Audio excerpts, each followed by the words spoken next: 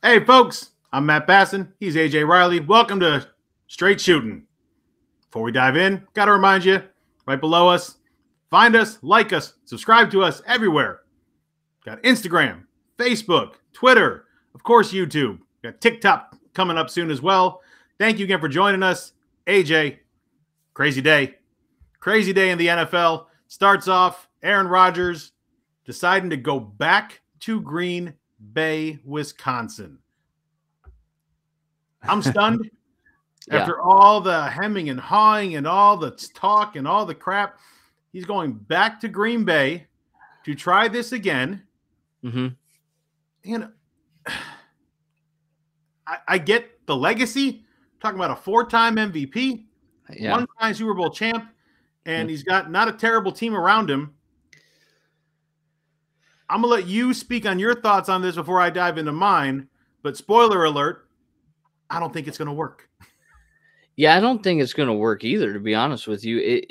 I was actually shocked when I saw the news on Tuesday that Aaron Rodgers headed back to the frozen tundra. Because of all the drama that happened last year, we didn't know. We kind of figured that this might be his last ride with, the green and gold. And I don't know how much sense it makes for the franchise as a whole, right?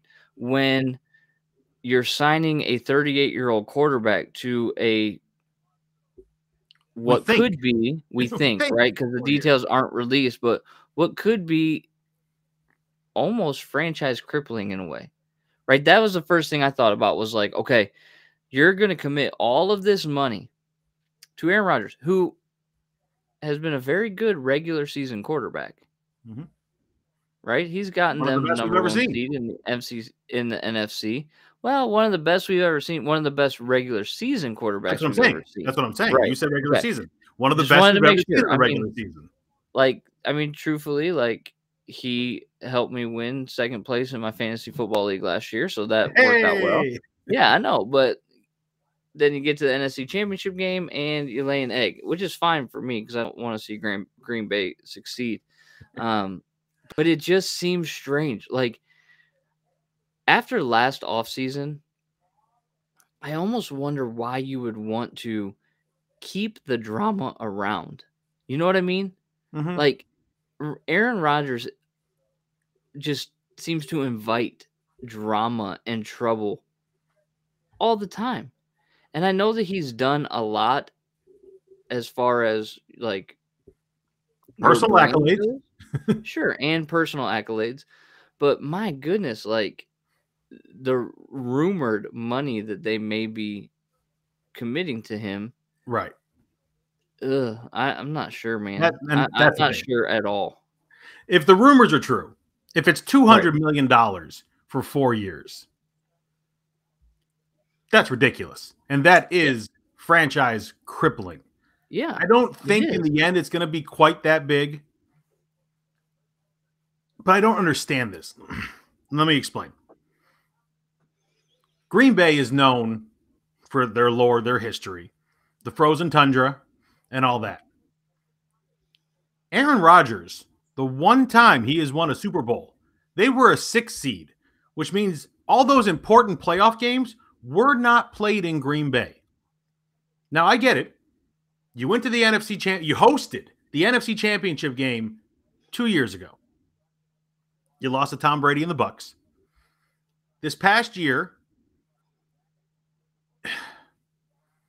it was a microcosm of a fantastic San Francisco 49er defense. Mm-hmm. An offense for Green Bay that, outside of Devontae Adams, which they might be the best quarterback wide receiver connection in football, but aside from that, you don't really have that go-to number 2 guy. MVS wasn't it. Lazard wasn't it. You just don't have it. And the running game is suspect. Right. Now, you weren't taking on a great offense in San Francisco as far as the passing game is concerned. But all of this lore about where you play is built on old football. Old football is running the ball. So when you are playing in negative-degree weather, 0-degree weather, the running game is what you want. This is a passing offense with Green Bay. You've got one of the greatest passers regular season we've ever seen. When it comes to touchdown numbers compared to interception numbers, yardages as well, it's fantastic. That's not conducive in negative-degree weather, 0-degree weather. Playing at home hurts you. So if they have got a game plan going forward of, you know what, let's not win the conference. Let's go play our playoff games in Tampa Bay, in Los Angeles, maybe that in might San serve them Francisco, better, where our offense can actually be our offense. Then it makes sense to me. But if you are continuing to try to win the NFC North, which they probably will, and be one of the top 2 seeds in the NFC, which they most likely will, I think you're hurting yourself with this kind of offense unless they can find a way to really incorporate the running game. I don't see it working out for them. And I wonder how much of those running game problems were actually their offensive line. But you said something that I want to hit on that I think might be the preeminent reason why these guys made this move or potentially made this move today. You said that they don't have a number 2 guy in referencing their wide receivers. If they are signing him to this deal, potential deal, right? I think it was like 4 years. Was it 4 years? 4 years, $200 million. $200 million? Yeah. It tells you how little they trust Jordan Love. It tells you how little faith they have in turning the reins over to Jordan Love. And so what they're hoping for, or at least what I can foresee or project them hoping for is, okay, Aaron's going to carry us through like maybe next year, maybe the year after that. Hopefully there'll be some good, quarterback prospects that pop up. They snatch one of them. Jordan Love's on a different team. But, I mean, it just seems like, they're playing with fire, right? We've discussed this at length when it comes to MLB contracts. And in the NFL, you have a salary cap, right? So they're playing with fire. I welcome it. Hey, as a Detroit Lions fan, absolutely. Please spend your franchise into the cellar of the NFC North. We would greatly appreciate it. But it just, I don't know. I if I was running that team, I wouldn't want the drama. Just what he did last offseason and all, like, it's just unnecessary. Just unnecessary. Unless they really are expecting Lazard and Valdez-Scantling and Cobb to come back, and they expect them to stay healthy, which you can never predict. You just hope. But for the younger guys like Lazard and MVS to make that leap, and then they have their own St. Brown, right? They have Equinemius, Amon-Ra's brother. They do. I would call him equestrian. But they have Equinemius, St. Brown, and look, we saw what Amon did. Amon-Ra had a heck of a rookie season. The kids know how to play. If they are expecting all those younger wide receivers to make that jump, great. I don't know what you saw to make you expect that outside of Lazard. Lazard came on there near the end of the year and was a good number 2. But it's so much money if it's true. And we got to keep hitting that we don't know for sure that it's going to be $50 million a year. Yeah, as of right now, we don't. We don't know. And it might be lower. But you already know you're using the franchise tag on Devontae Adams. And let's just assume for the sake of our show. Our show in the future that it is true, right? It's a lot of money. I know quarterback's important, but when you are dealing with a salary cap and you've got I go back to what I said when I started this, is there running game problems running back or O-line? Because I doubt that it's running back with A.J. Dillon and Aaron Jones, right? 2 very capable and good running backs. Maybe it's you might be in a situation similar to Detroit. Yeah, and now you don't have the money to pour into an offensive line. But can be decent on one end, pass blocking, not that great at the other end, run blocking. Right, it's dangerous. It is dangerous. And look, again, I welcome it as a Lions fan. I am all for it. But Tom Brady kind of gave quarterbacks the blueprint. Great quarterbacks on good teams. Let me clarify here. If you are a great quarterback on a good football team, Tom Brady gave you this blueprint years ago. Take less money. Let them put money into your weapons. You get some sort of guaranteed on the back end, which I think is part of what's going to happen with this Aaron Rodgers deal. I think there's going to be something there where he's getting something on the back end regardless. But let your team build where it needs to get you to where you need to get to. And for New England, it worked beautifully. It did. But you're also talking about two very, very, very different character people.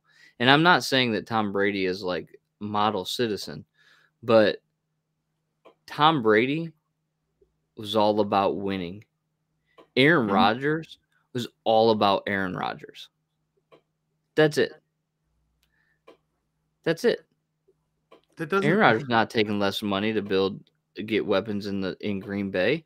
Tom Brady did it all the time. You're not struggling for money if you're Aaron Rodgers. Unless all these ex-girlfriends that keep dumping you are suing you for something. Well, I mean, it's like, goodness, man. Like Olivia Munn and Danica Patrick and the new one. Maybe they're all suing Aaron Rodgers. He's out to get his, man. He's out to get his. He wants to be like you hit the nail on the head. You said he's really good at gaining personal accolades. So now he gets to add another one to his shelf of highest paid player in history. Because it's all about Aaron Rodgers. It's not about the Green Bay Packers. If it was about the Green Bay Packers, last offseason doesn't happen. Mm-hmm. But if it's all about Aaron Rodgers, he does exactly what he did last offseason. And that's why, like, you talk about Tom Brady, it's two different characters, completely two different characters. Well, I'm not saying it's not. But and Brady's sitting back in retirement, counting his rings. Aaron Rodgers can sit back and count ex-girlfriends. Tom Brady might try to add another one. He's just waiting for that right call from the 415 area code. For those that don't know, that's the San Francisco Bay Area. Yeah, maybe. Who knows, well, man? It's funny that could you imagine hold on real quick. Could you imagine old number 12 with Debo, Ayuk, and that running game and that defense? Niners are going 16-1. Yeah, so that the 71 Dolphins can still have their celebration. Mm-hmm. Yep, someone will sneak one on them somehow. I know. Maybe Stafford gets them again in a home game. Maybe. But it's funny, that Aaron Rodgers, all about Aaron Rodgers. And earlier today, it was all about Aaron Rodgers. It was. And then it wasn't. Thank goodness. It wasn't. Because Denver and Seattle decided to blow up Aaron Rodgers Day with a blockbuster trade of sending Dangerous Wilson to Denver for 2 first-round picks, another 2 first-round picks. I think another 2 first-round picks. No, it's not. I mean, yeah, you're being hyperbolic, but my goodness, it's what, Drew Lock? We're going to start with the headliner. Yeah, I mean, it's what is it? It's Russell Wilson and a 4th rounder going to Denver for Drew Lock. I'm trying to look real quick here. All right, here it is. You got it. Okay, go ahead. So it's 2 first-round picks, 2 second-round picks, a 5th-round pick. Defensive lineman Shelby Harris, quarterback Drew Lock, and tight end Noah Fant for Russell Wilson and a 4th-round pick. Which, I mean, trading away a tight end that Russell could have used is a little dangerous, right, to make this work. But I mean, my goodness, did the Broncos buy the guy that they wanted, right? Like, we were just looking at the draft order. They don't have a pick until the 64th pick, the last pick of the 2nd round. Like, don't need it anymore. Well, but do they? Like, They do. They got a quarterback, right? They got a great quarterback. And Russ, they did. And Russ is a good quarterback, and he'll probably do well there. But does he have enough? Does he have enough weapons around him to make them a contender after you also last season traded Von Miller away? Well, Von Miller might be going back. Now, look, Von Miller's great. He's at the tail end of his career. He's going to be a game changer for you once in a while. Pairing him up with Aaron Donald certainly was the right move for the Rams, obviously. Oh, for sure. He's got two of these now. He does. More than Aaron Rodgers. Haterade. Love it. But the Broncos have a decent defense. They have a decent team. You know, the big thing that everyone was talking about these last couple of years has been the quarterback issue. Drew Lock wasn't the guy. And Teddy Bridgewater, decent quarterback when he was healthy. But there's a gap between Teddy Bridgewater and Russell Wilson. Russell Wilson at quarterback for you with Jerry Jeudy is going to have a field day. They're going to find some other weapons. You have free agency. You have the offseason still to go find guys that you can pair up. And I promise you there'll be plenty that want to go to Denver to play with Russell Wilson. Yeah. The big thing is the O-line for the Broncos, because we saw Seattle when they had a good O-line, made 2 Super Bowls back-to-back years. And we've seen them pretty good running back, though, too. True. They could make up any deficiency in that line. Right, absolutely. But, they have a couple decent running backs in Seattle. Sure. Penny's not a bad running back. Carson's not a bad running back. If he can stay healthy. That line is so bad, you're not getting any head of steam before the defense was getting there to stop you. But, I mean, Seattle has kind of set themselves up if they wanted to now. Like, they now have the number 9 overall pick. Mm-hmm. So they could use that as, that and something else as fodder to try and maybe move up a little bit further and get one of these young quarterbacks, let Drew Lock get the heck beat out of them while they're building that offensive line, and then turn the reins over. Right? It's not nice to Drew Lock. It's not, but I mean, what did that man do to you? Nothing. I'm just saying, like, if I'm running a team and I've got a bad old line, I'm not drafting a rookie quarterback to Joey Harrington him, right? No, definitely not. Right. So that worked. Right. So I'm gonna trade for Drew Lock. Say you're the starter. Nobody else will start this year. You will be the one that's sacked 1 billion times. And Malik Harris, Kenny Pickett, like, you just learn how bad it could be and how good we want you to be. That we are saving you from this tragedy that is our offensive line. And then you build. Yourself sponsored by Allstate. Yeah, I mean, for real. So you can survive this mayhem. I mean, I wouldn't, go State Farm, because then you're competing with Aaron Rodgers and he wouldn't like that too much. So go with Allstate or Geico, right? Aflac, any of them. But just invest in insurance because you're going to need it, especially if you're Drew Lock. Well, so now the AFC West, you got Patrick Mahomes. Yeah. You got Russell Wilson. Yeah. You got Justin Herbert. Yeah. And you got Derek Carr. Just the AFC in general, though, too. Right? Well, yeah, but one division. I mean, one division for sure. Weakest link. That's a pretty darn good weakest link. Yeah, it is. It is. But, like, even throughout, like we were saying, the whole AFC, right? Josh Allen's in that mix, right? Like, I'm trying to think. Joe Burrow's in that mix. Joe Burrow's in that mix. Tua's in that mix. Like, I mean, good. Some would say Lamar Jackson's in that mix. I wouldn't personally. I wouldn't either. On our team, Ryan Griffin among the leaders of them that believe that. I mean, Lamar Jackson, he has won an MVP for whatever that's worth.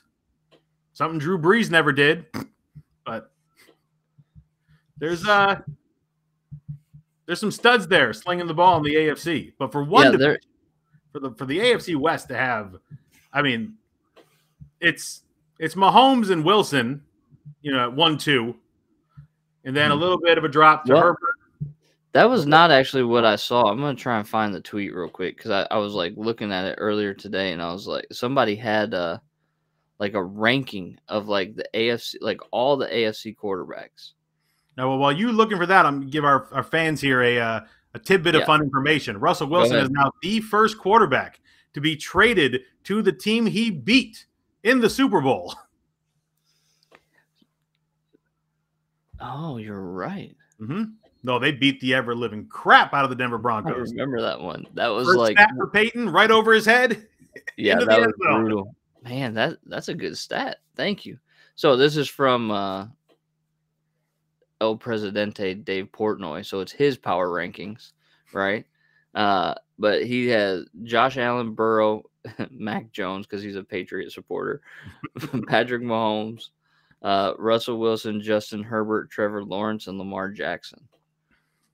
Like, those are your like top 8. Some of these guys are in name only. Trevor Lawrence hasn't done anything as a pro yet. He hasn't yet. Give it some time. You know, Mac Jones above. I mean, he lists them. I wouldn't even call them power rankings because obviously it's Dave Portnoy. But like, even those names just being on a list together, regardless of the order, is there's some studs, and a lot of them are young. A lot of them are real young. Yeah. You look at Mahomes, you look at Burrow, you look at Allen, you look at Herbert, you look at Lamar Jackson. Herbert could have been in the Honolulu Blue. He could be Honolulu Herbert. Or could have at least helped us get more draft picks. Yeah, you're right. That way too. Right. Which would have been the smarter business move, but Bob Quinn. You know, cojones. None. He's an enigma because I was not impressed with him in college, and then he comes out just lights the world on fire in the NFL. Herbert? Yeah. I mean, us as Spartan fans, you're not one, but us as Spartan fans, the Red Box Bowl, you know, a 7-6 ball game when we are not a good team, right? And we hold Oregon to 7 points. Yeah, he just didn't fit that system at Oregon, I don't think, right? Like, he's not really. I mean, he's got a little dual threat to him, but he's not Marcus Mariota. No, he's not Marcus Mariota. He didn't fit that system, so no, like he went there. He went there for the jerseys. Let's be honest, right? Like, about 70% of their jerseys, and they've literally got about 100 of them. So 70 of them are really sweet. Oh yeah, oh yeah. Then there's that orange and silver, yellow and like chrome one where I'm just like, oh, you don't like that one? I actually kind of like that one. You like that one? I do. I haven't really seen like a bad Oregon jersey. Shoot, man, like, you know, I've been like busting out the old NCAA 2014 and do the Road to Glory and just throw myself on Oregon just to see what kind of uniform combination I can come up with. Might as well. Might as well. But here's something, just to kind of transition a little bit. You bet? I played the 5th. Okay, yes. That's probably smart. It's probably smart for your marriage too, right? $100 worth, but I bet. Yeah, and like, you know, I'll gamble with you guys when we have like our poker nights or whatever. But like, I don't bet on sports because there's too much. FBI, that's not real money that we're gambling with. We're using potato chips. Right, of course. That's what I said. But somebody who got in a little bit of trouble for gambling. That's a bad bet. This week, yeah. Calvin Ridley, wide receiver for the Atlanta Falcons, is suspended for the 2022 season. The whole season. For gambling on the game of football. Now, Matt, we don't necessarily have a Pete Rose situation here. Because they did say that there were no games impacted by it. And there's proof that he bet on his team to win. And it's all documented. And he was making these bets when he was away from the game of football for personal reasons. Mm-hmm. So my question to you is, what? I mean, you want to talk about a bad bet where you bet $1,500 and you lost over $10 million. That's a bad bet. You lost your entire year's salary now. And look, I get it. I understand that you can't have this. You cannot have your It's a slippery player. slope, right? It's a slippery slope. It is. Look, you're sponsored now. Everyone's all talking about it. You got Caesar Sportsbook, and you got FanDuel, and you got DraftKings, and MGM, and all this stuff. And they've allowed gambling for us fans. But as a player, they can't allow it. But a whole season? Ray Rice knocked his girl out on camera. Yeah. Didn't get a full season. Yeah. And that's what's crazy, right? Like, they talk about protecting the shield all the time, right? And it's like, okay, you're absolutely right. Ray Rice he ultimately ended up getting like blacklisted. Oh, right? In the end, yeah. But initially the ruling was a couple games. Then they saw the video. But again, I go back to my initial question, like, what? An entire season because my man bet when he was away from the team. Like, he was away from the team.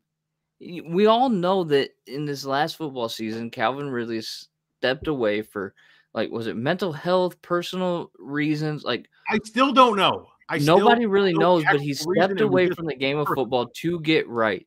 And it was during that time that he stepped away that he made these bets. And it's just like, Roger Goodell, you are so, like, I know the other night, like, I complimented you by saying that Rob Manfred was worse than you, but like now I'm like, golly, it's like Rob Manfred does something, then Roger Goodell comes up and is like, oh, hold my beer, here I go, right? Like, an entire 4 games, okay, I'd be okay with 4 games. 6 games, now you're getting like a little like too much, but an entire season, my man loses an entire season for gambling on the game of football. It is crazy that, the 2 biggest offenses to the shield apparently are gambling and marijuana. Josh Gordon's been suspended how many times?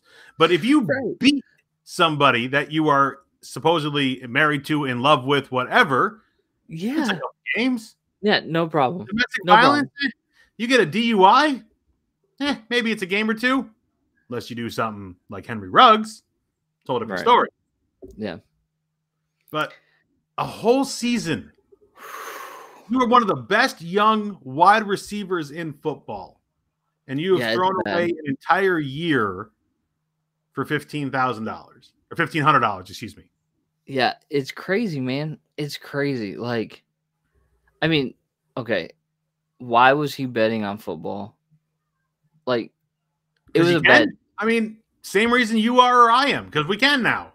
Yeah, but I wonder if this is something that has not been here. It's just on one of these. It's very easy to do. Sure.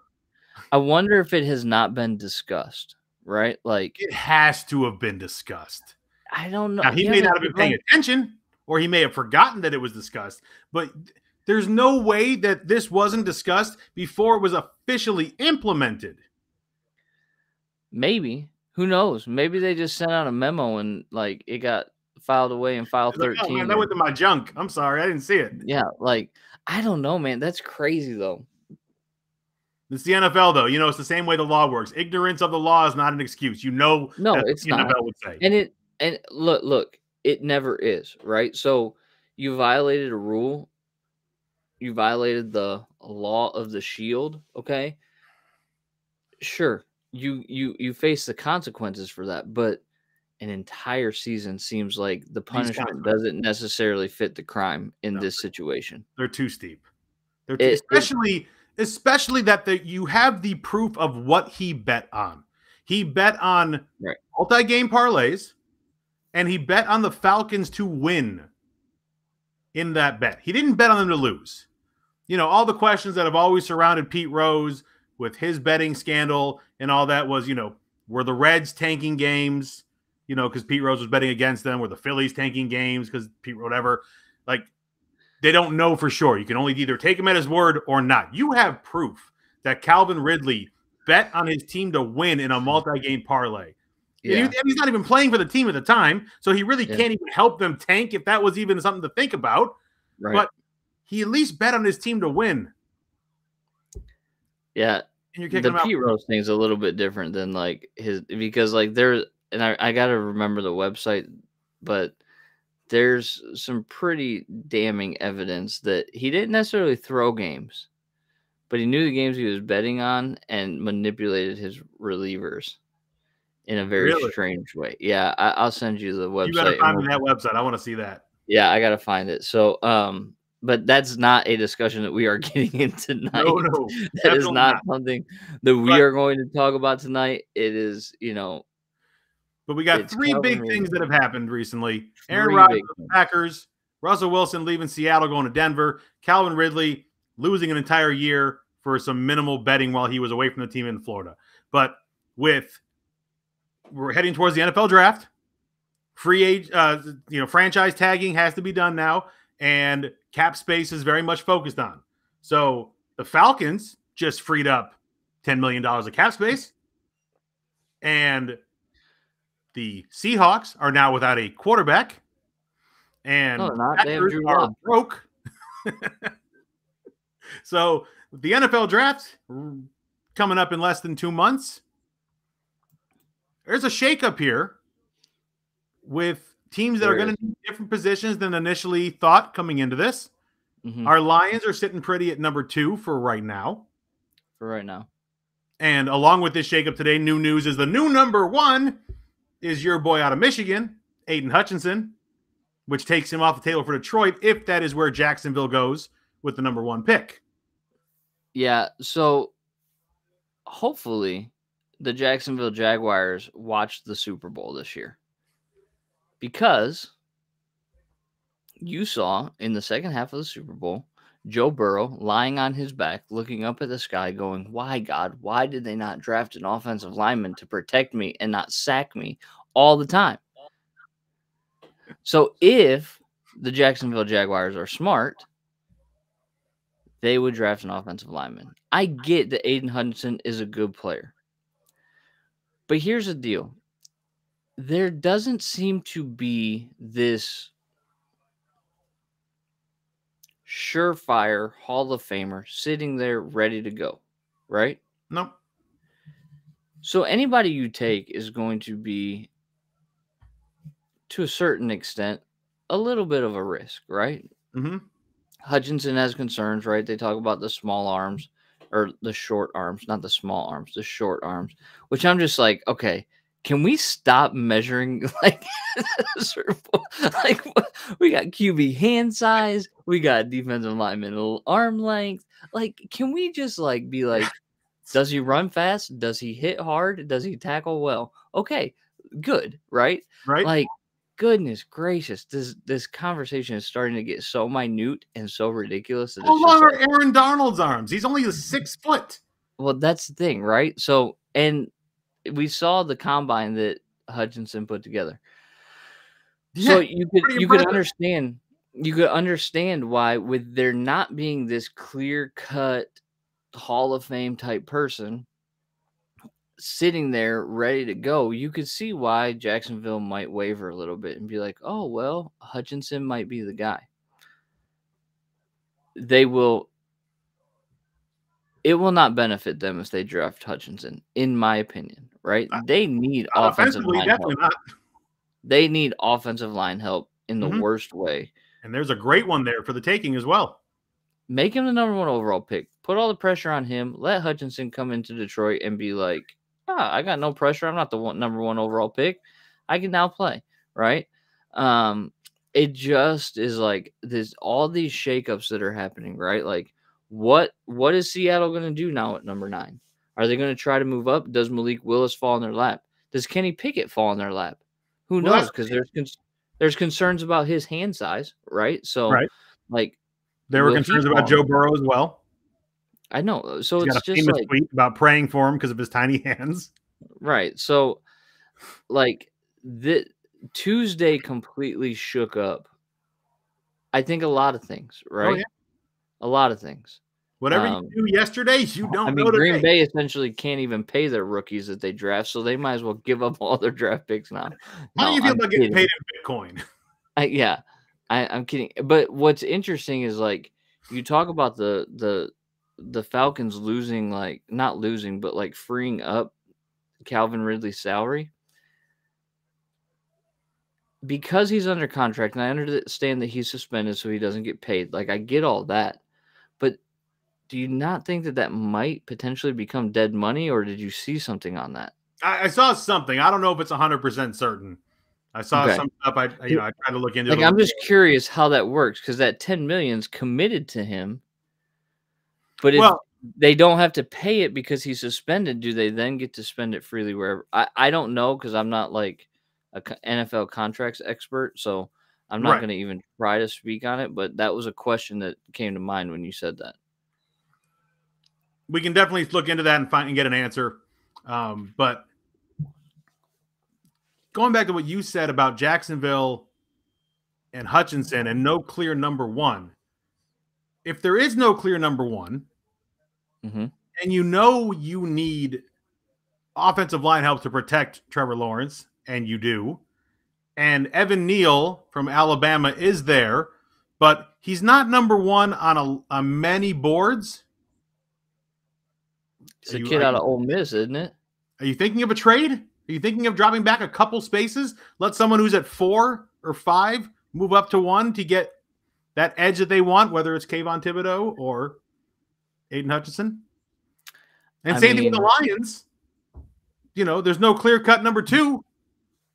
Well, that was Do you think that Kyle Hamilton, if that's who you're thinking of, is still going to be there at the 9th position where Seattle is now sitting? Do you trade with Seattle, let them be number 2 in the draft, and now they have their pick of quarterbacks? Because quarterback's not going number 1 unless another team jumps up to number 1 feeling that they got to get Kenny Pickett right now or they got to get Malik Willis right now. I don't know any team that's thinking that, but if you're Seattle and want to go to number 2 and make sure you now have your pick of quarterback, maybe the Lions get a nice package out of it. So I need to make a correction because he's not an offensive lineman out of Ole Miss that everybody's projecting to go number 1. It's a kid out of NC State. Akeem Ekwonu, I guess is to say it fast. They have him over Evan Neal now. Huh? Yeah, I mean everybody on okay, the CBS writers were split 2 and 2. Evan Neal was to Akeem Ekwonu. So they've got 2 offensive linemen that could be taken number 1 by Jacksonville. But that goes into the conversation that we're having right now, right? There's no clear cut. So when there's no clear cut, my like general manager mind would work this way. Okay, there's not really a clear cut number 1, right? Especially to fill the need that my team has if I'm Jacksonville. So you know what I'm going to do? I'm going to gather as much draft capital as I can. Because then I've got more shots to see if one pops. You know what I mean? That's kind of where my mind goes to. Not necessarily for listen, the Lions need edge rushers. So the Lions' choice of Hutchinson, like we said last week, right? Or we said on Tuesday, like it's Hamilton or it's Hutchinson, and anything else is a bad pick. Trading is like 3rd position. But like in my mind, it goes Hutchinson, Hamilton, trade. That's it. But if I'm Jacksonville and there's no clear cut number 1, and they're like, or even like the draft experts are kind of split on it, I've got a 50-50 chance of picking a bust. And so I'm like, okay, let me trade back, see who wants the number 1 overall pick. Let them make the choice at number 1, and I'll take this pick, and this pick. And maybe you can throw in one of your offensive linemen or something. Right. That's where my mind goes. For our Lions, they're taking a chance, with who they want, who they can get, how late can they get them. If you are sold on taking an edge, you're probably staying at number 2. So I'm trying to see who else is out there that's right behind them that would really be sold on Kyle Hamilton, if that's who they're sold on, dropping back a couple spots because he'll probably still be there. Generally, safeties don't go that quickly into the draft. This is a bit of a freak of nature at the position, Not many safeties are 6'4". Right. But again, with everything that happened today, with everything that happened on Tuesday, from Rodgers to Wilson to Calvin Ridley suspension, I don't think we've heard too much about wide receivers in this draft, so I don't know how much the Falcons are going to move up to try to replace him for the time being, and hope that you get. Yeah, but do you waste a high draft pick on a guy that's only going to be out for a year? Well, you know what I mean, like wide receiver, but we for sure you do, but like they've got. I mean, don't they have like Russell Gage? They got Cordarrelle Patterson. Like, I don't think is Gage still with them. I thought he was. Was he not there this year? I mean, you got Pitts for sure. Great tight end, basically a wide receiver. But, I mean, Calvin Ridley was one of these young, studs ready to make that ascension. Especially after Julio left. Right. And did nothing in Tennessee, but I digress. He's at the end of his rope, and not everyone's Jerry Rice. No. Can't keep playing forever. No, you're right. So, Matt, it would not be a straight shooting show if we did not talk about Major League Baseball. What'd they do now, AJ? Just, some old fogey thinking, hey, this would be a great idea to grow the game. And in reality, it's a terrible idea. News broke on Tuesday that there's a bit of an unholy alliance, an unholy union that is now official. MLB and Apple TV have signed an exclusive deal for Apple TV to stream a Friday night game in Major League Baseball. Now, we talk about access to the sport, and we talk about growing it among youth, and everybody's talking about baseball dying, which I was not even close to that camp, but with everything that has gone on recently, I'm like, no, please don't put a grave marker over the best sport ever. So, Major League Baseball, in their infinite wisdom, decides, hey, let's partner with Apple and let's stream games on Apple TV, which is a paid subscription service, and give them exclusive rights to a Friday night game. So, here's my thought. Well, let me start with you. What is your thought when I tell you that? Does that mean I cannot watch a baseball game on Friday unless it's Apple TV? I mean, there'll be a game. From what I read, it's not every MLB game. So I can still watch it on, if it happens to be on, I don't even think do they do Friday on TBS or TNT for baseball? I don't think they do. No, but I mean, that would make sense because it's basic cable, but I digress. Right. Continue. So my choice is now on Friday. If there's a Fox game, I think there's still that chance on Fridays. Fox is usually Saturday nights. Is it Saturday? Okay. MLB Network, clearly. But they're not broadcasting live games because of regional coverage. Right. No, they do the jump through. Right. They do the NFL Red Zone. Yeah, their version of Red Zone. Right. As an addition, I understand it. Apple TV is doing a lot as far as, commercials and growing and all that stuff, all the different shows that they've got now. Got big stars that have joined Apple TV. So there's some money that they can bring to the table. It's Apple. They have money. They do have money.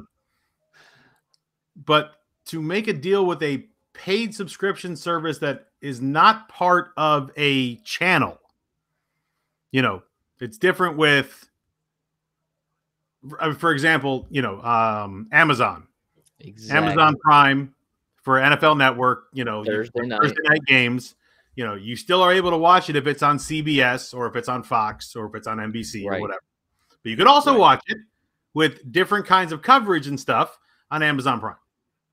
Paramount Network being tied to CBS, again, understand there. Apple TV has no ties to any network. None. It is their own thing. Right. So you are throwing your eggs into this one basket with no way to spread that basket out as far as what I'm hearing so far. Yeah, I mean, screw just some moves. It's not.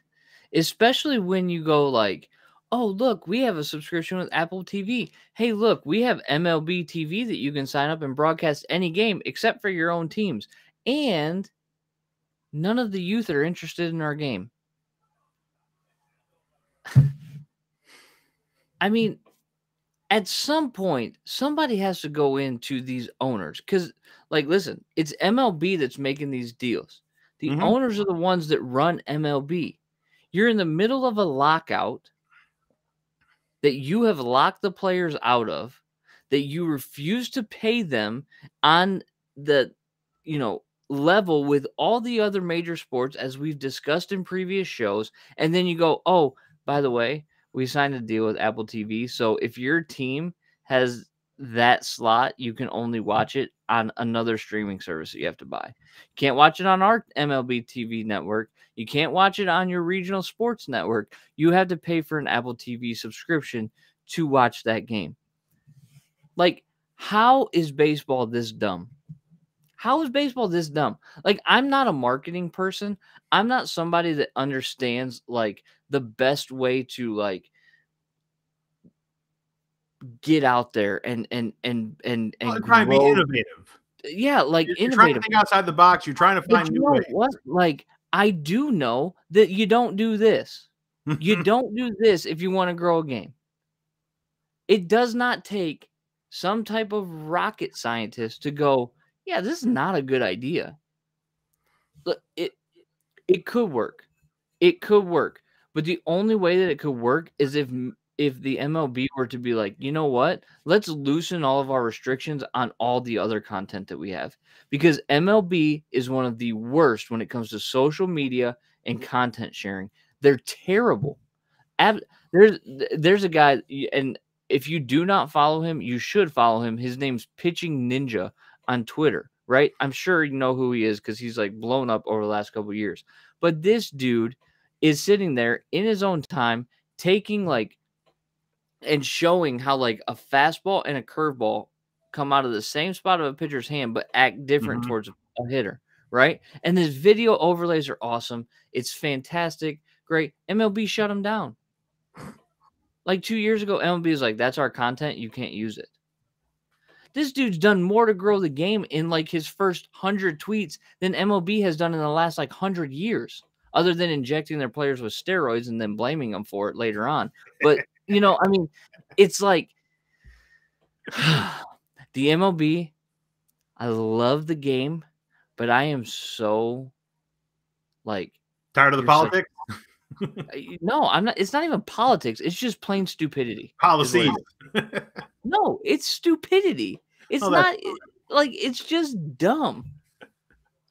Like it was like okay, we might get in trouble for this, but I don't care. It was probably Chris Ilitch that came up with this idea because that's how stupid he is, right?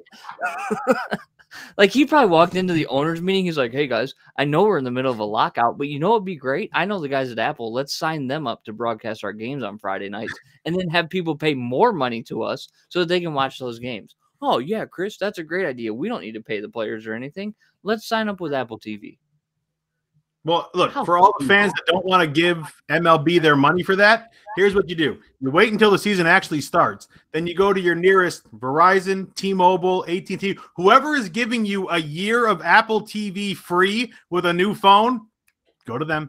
Go get yourself a new iPhone 13 or the new Samsung, whatever, Note size, whatever that's this big. And there you go. 1 free year of Apple TV. Use it to watch your baseball games on Friday night. You didn't give a dime to MLB. That could work. That could work. You would also then have to purchase a new phone. So, I mean 6 one way, half a dozen another, right? Like, at least your money didn't go to Major League Baseball. All I know is, like, at a certain point, baseball has to be like, we've done it. We've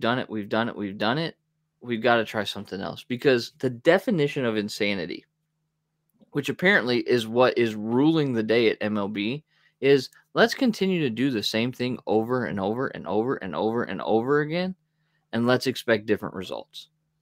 It's a definition of insanity, and we have a lot of insane and arguably, not even arguably, stupid people running the show. Well, and it needs to be fixed. the beauty of that is we're going to have more content like this to talk about the next time we get together to do this show. We are certain MLB is going to do something while this lockdown is going on to give us more content to give. Absolutely, they will.